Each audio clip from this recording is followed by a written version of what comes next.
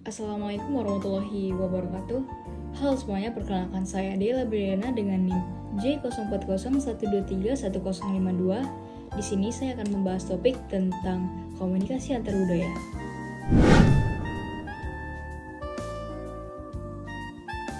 Sebelum kita lanjut ke materi, mari kita saksikan video ini terlebih dahulu. It's a big world, full of difference and diversity.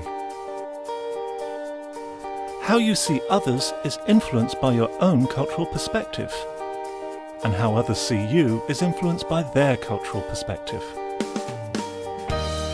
What happens when you speak? Do people from other cultures understand you in the way you intended? And what happens with different cultures in the workplace? How rigid or flexible is their approach to rules?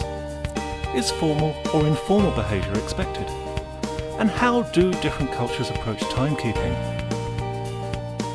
In today's global business environment, it is essential to learn how to navigate across different cultural landscapes. You need a good set of tools to do this. You need an understanding of how different cultures trade and do business, an insight into how different cultures communicate, and a clear idea of how different cultures manage people. To be a savvy global traveller, you need to be willing to undertake the journey of understanding other cultures.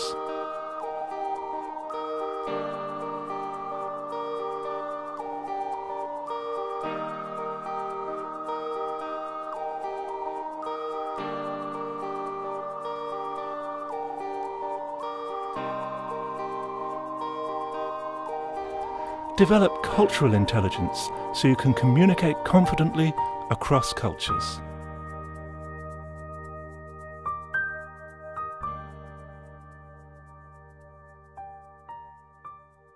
Nah, dari video tersebut kita sudah melihat beberapa simbol-simbol yang mereka bawakan ketika berada di airport internasional, baik dari berbagai daerah dengan identitasnya masing-masing ataupun berbagai negara dengan ciri khas mereka masing-masing.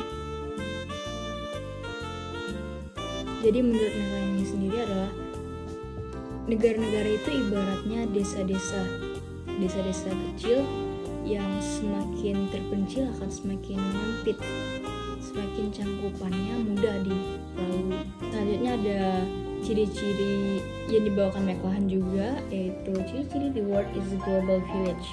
Yang pertama adanya keinginan akan keseragaman yang meningkat. Yang kedua, adanya keinginan akan pengalaman yang sama.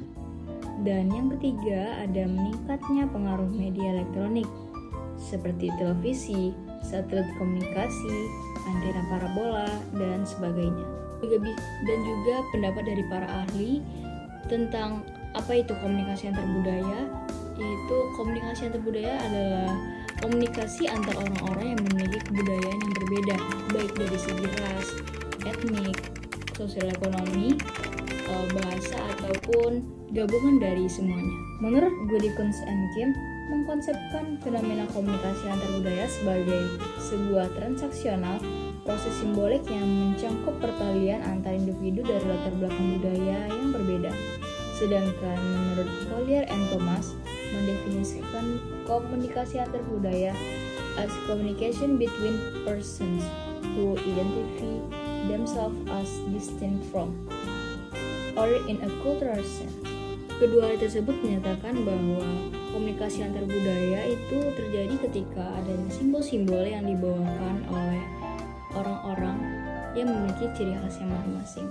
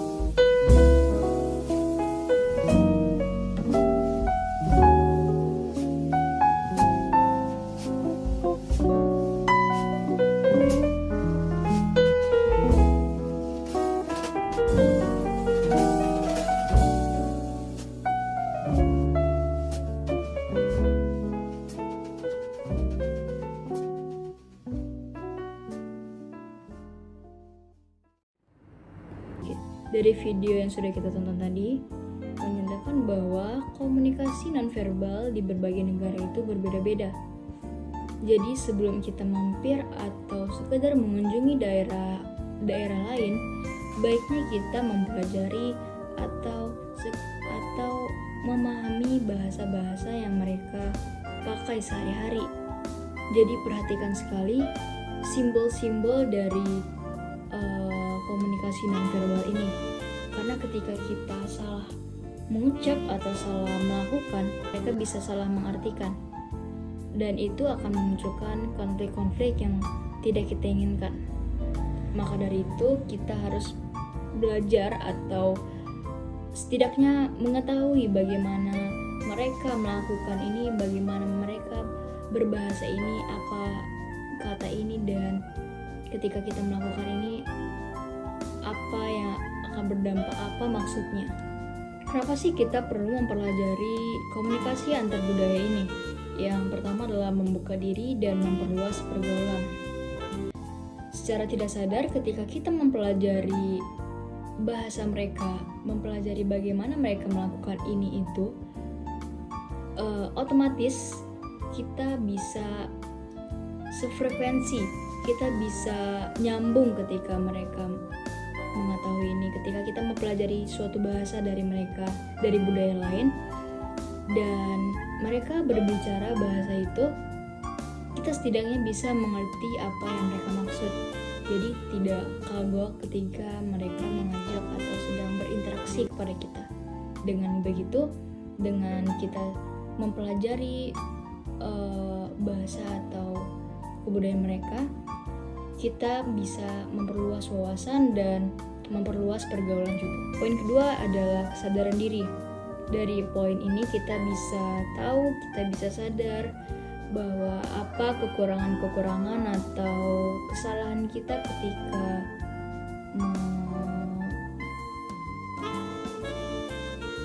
yang kedua ada poin kesadaran.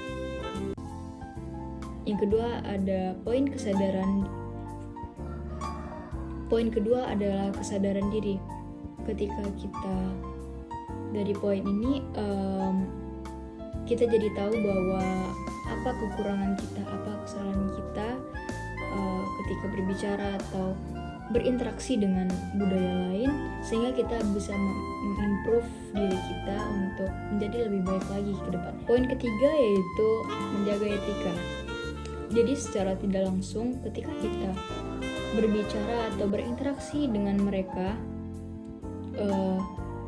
kita bisa membedakan mana yang etis dan tidak etis ketika kita melakukan. Setiap budaya pastinya punya ciri khas dan kebiasaannya masing-masing. Jadi dari itu bagaimana cara kita menempatkan, bagaimana di Jawa, bagaimana di Sumatera, bagaimana di Kalimantan, kita harus bisa menjaga etika, menjaga etis yang tidak etis ketika kita berada di Pulau Jawa bagaimana, Pulau Sumatera bagaimana, ataupun Pulau Kalimantan bagaimana. Dan juga kita dapat mengurangi kesalahpahaman antar budaya. Ketika budaya A bilang ini, tapi budaya B mengartikan justru ini. Dari itu kita bisa mengoreksi diri sendiri, seperti pada contoh berikut ini. Jadi, kamu bisa bayangkan kalau kamu lagi menjenguk teman kamu yang sakit, kamu orang Jogja, sedangkan teman kamu yang sakit orang Jawa Timur. Saat menjenguk, kamu bilang, "Cepat mari ya, Fik." Bisa jadi, teman kamu yang sakit akan bingung. Kenapa disuruh cepat selesai, sedangkan dia sedang sakit? Ternyata, kata mari untuk orang Jogja memiliki arti sembuh.